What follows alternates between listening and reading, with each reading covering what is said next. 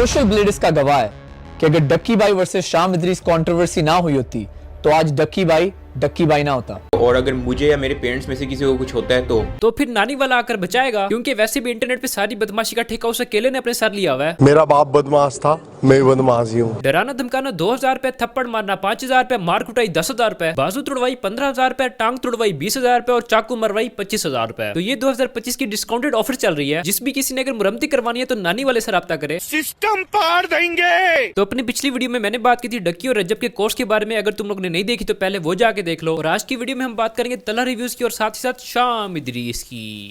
शादी कर ले। तो अगर तुम शाम इदरीस को नहीं जानते और ये सोचते हो कि ये अचानक से बीच में कैसे आ गया है, क्योंकि आजकल नवे बच्चे आ गए हैं जिनको मुताले यूट्यूब नहीं पता। बेटा तुम रजब भट्ट के दौर के हो, हम प्यूडीपाई के दौर के हैं। बाकी जो टी सीरीज के टाइम के लेजेंड्स बैठे हैं वो तो समझ ही गए होंगे। मतलब मेरे से ज्यादा खराब किस्मत शायद ही किसी यूट्यूबर की होनी है। मैंने यूट्यूब पे काम करना शुरू किया था प्यूडीपाई खुजली फैमिली के दौर में। वो ना एक गोल्डन एरा था यूट्यूब का, कुट कुट की मोटिवेशन थी यूट्यूबर बनने की। और अब देखो मैं पहुंच गया हूं रजब खच वाले दौर में, जो कि मुझे बिल्कुल नहीं पसंद आ रहा। और जब आपके आसपास के लोग थोड़ा क्रिएटिव काम कर रहे हो तो आपको भी थोड़ी गैरत आ ही जाती है। उस टाइम पे हर यूट्यूबर अपने वीडियोस के स्क्रिप्ट को लेके बहुत क्रिएटिव था। यानी कि तुम लोग खुद ही अंदाजा लगा लो कि रोस्टिंग वीडियो में सिर्फ और सिर्फ दो चीजें होती थी, एक स्क्रिप्ट और उस पे आपकी आवाज। और यही करके आपके लाखों सब्सक्राइबर्स बनते थे। यानी इसका मतलब तो यही है कि आप कुछ तो ऐसा बोल रहे हो कि लोगों को पसंद आ रहा है, लोग आपके साथ स्टिक हो रहे हैं, और वो भी बिना तुम्हारी शक्ल देखे। मतलब कुछ तो क्रिएटिविटी है। लेकिन आज के दौर में अगर सुबह उठ के यूट्यूब देखो तो सिर्फ मुंह ही मुंह नजर आता है और कुछ नहीं नजर आता। कभी बीवी का मुंह नजर आ रहा है, कभी बाजी का मुंह नजर आ रहा है, कभी व्लॉगर का खुद का मुंह नजर आ रहा है। तो ये सब देख के बंदा सोचता है कि भाई इनसे ज्यादा मैंने तो मैं अपनी गेम प्ले पे कर लेता हूँ।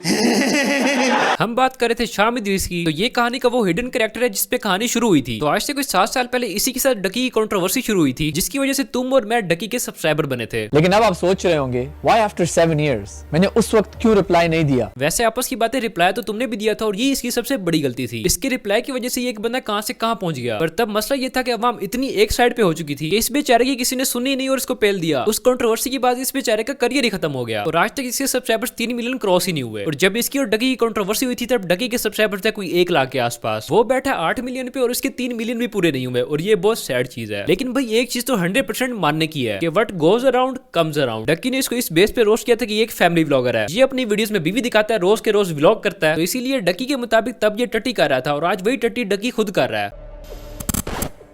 Hey guys, I just took a tutty right now, like 5 minutes ago, and you're not going to believe. You're not going to believe it just got invisible. Look at this, guys. Someone is pranking me.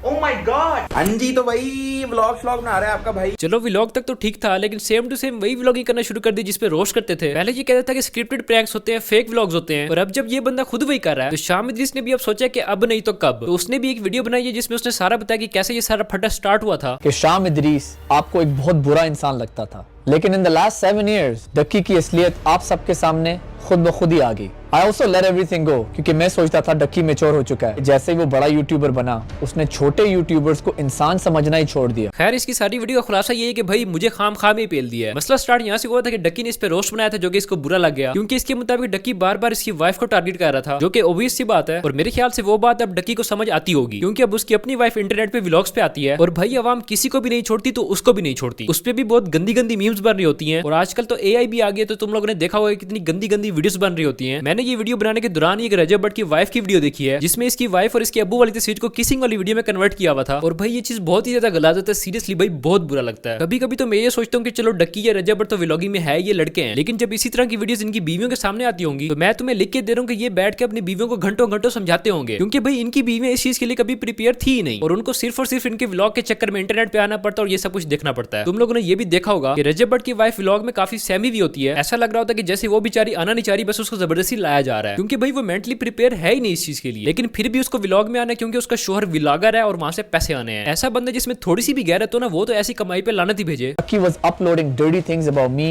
my family, and that's why his page was removed. इसने Ducky का page उड़वा दिया जिसपे controversy create हुई। उसने sympathy ली और आवाम ने इसको cancel कर दिया, क्योंकि वो छोटा यूट्यूबर था और इसने शायद इसी चीज पे उसको मौक भी किया और यही चीज इससे गले पड़ गई। और उसके बाद इसको आज मौका मिल रहा है अपनी बात करने का, और ये टाइम इसके लिए टोटली परफेक्ट बैठा है कि जिन चीजों पे डक्की इसको जलील करता था आज डक्की खुद वही कर रहा है। और हमें तो शायद भूल गए हो, लेकिन इसने कैसे संभाल के रखे हुए थे उसके ट्वीट्स, जिसमें डक्की भाई ने वाकई बहुत बगैरतपना किया हुआ है। भाई जो भी हो, रोस्टिंग में जो भी हो, मैं कभी भी इस चीज को सपोर्ट नहीं करता कि आप किसी की वाइफ को टारगेट करो, क्योंकि भाई कल को आपकी भी तो होनी है। और गलती से अगर आप उसको इंटरनेट इंटरनेट पे लेके आ गए तो फिर आपकी सही वजनी है। तो खैर शामिद इदरीस ने अपने 7 साल की जो भी बातें दिल में दबा के रखी हुई थी सारी की सारी निकाली हैं और कहीं हद तक वो बेचारा ठीक भी था। और अगर उस चीज को आजकल के सिनेरियो से कंपेयर किया जाए जिधर अगर कोई बंदा वीडियो बना दे तो उसके अब्बे को चुक लेते हैं, इस तरह की कोई भी हरकत शामिद इदरीस ने नहीं की। हालांकि वो कंट्रोवर्सी इससे बड़ी थी लेकिन फिर भी उसने इस तरह नुकसान नहीं पहुंचाया जिस तरह ये तला रिव्यूज को पहुंचा रहे हैं और इस चीज के लिए मैं शामिद इदरीस को फुली क्रेडिट देता हूँ।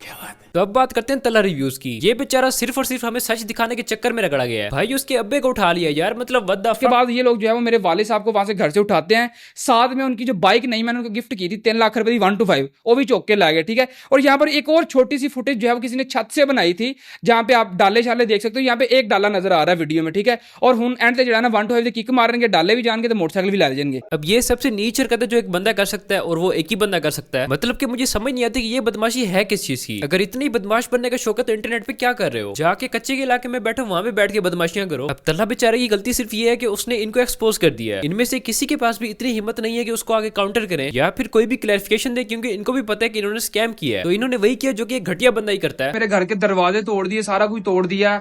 सारे सामान को तोड़ फोड़ करने के बाद मेरे पापा को साथ में ले गया और साथ में उनकी बाइक भी ले गया। मैं शामिद इसकी बात इसलिए कर रहा था कि देखो अगले बंदे का करियर तबाह हो गया फिर भी उसने डकी की फैमिली को नुकसान नहीं पहुंचाया और इनके पास जब इनकी करतूतों का कोई जवाब नहीं है तो इन्होंने उसकी फैमिली को टॉर्चर करना शुरू कर दिया है। और अब ये तीनों बैठ के एक दूसरे पे बात डालेंगे कि नहीं यार इसका कसूर है, इसने ये करवाया, मेरा तो कोई मसला नहीं है। और फिर कुछ टाइम बाद ये तीनों तुम्हें साथ ही नजर आएंगे। मैं तुम लोग को सही बता रहा हूँ कि ये जो तुम्हें दोस्त बने नजर आते हैं ना, कोई किसी का दोस्त नहीं है। हर बंदे ने अपने बेनिफिट के लिए एक दूसरे को रखा हुआ है। नानी वाला डक्की और रजब के साथ रहते ताकि वो इंटरनेट पे मर आना जाए। और इसकी तो पक्की आदत है जो भी बंदा ट्रेंडिंग में चल रहा हो उसकी जाके गोद में बैठ जाता है। कोई भी बंदा तुम्हारे फॉर यू पे आएगा, हफ्ते बाद ये उसके पास पहुंचा होगा। पिछले कुछ टाइम से इसने इमरान खान को पकड़ा हुआ है, उसके नाम पे व्यूज ले रहा है और जिन जिन के साथ ये रहता है बदले में उनको प्रोवाइड करता है बदमाशी सर्विस। क्योंकि भाई ताल्लुक है ही बेनिफिट फॉर बेनिफिट। उन दोनों ने इसको साथ रखा हुआ है, कल को कोई भी फटा हो इसको आगे कर देंगे। जो भी बात है कि इस पे डालेंगे क्योंकि इसका बैकग्राउंड ही क्रिमिनल है। जब नानी वाले ने मुझे कॉपीराइट स्ट्राइक मारी थी तो हमने इसके खिलाफ अच्छी खासी आवाज उठाई थी। तो तब भी हमें ऐसी बातों से धमकाया जा रहा था कि इसके खिलाफ कुछ नहीं बोलना, इसके अब्बा ने इतने कत्ल किए हुए हैं, वो अभी भी जेल में है, ब्ला ब्ला। खैर हम तब भी नहीं माने थे तो भाई साहब ने कहा था कि मैं आपको गिव अवे करता हूँ। तो हम में से कुछ लोग ऐसे भी थे जो कि बिक गए थे और उनको आज तक गिव अवे नहीं मिला। खैर मैं तब भी नहीं माना तो भाई साहब ने आके अपॉलॉजी की थी, वो वीडियो मेरे चैनल पे पड़ी है। तो कहने का मतलब ये है कि नानी वाले का यही सीन है कि बस बदमाशी कर लो। लेकिन अब मुझे पूरी उम्मीद है कि जो सीन हुआ वह इसके खिलाफ कुछ ना कुछ कार्रवाई तो होगी, क्योंकि डक्की और रजब ने तो वैसे इनकार कर दिया कि हमारा तो इससे वास्ता ही कोई नहीं है। लेकिन फिर भी भाई कभी भी इस चीज पे यकीन न करना क्योंकि बाद में ये तुम्हें साथ ही नजर आएंगे और फिर तुम बोलोगे।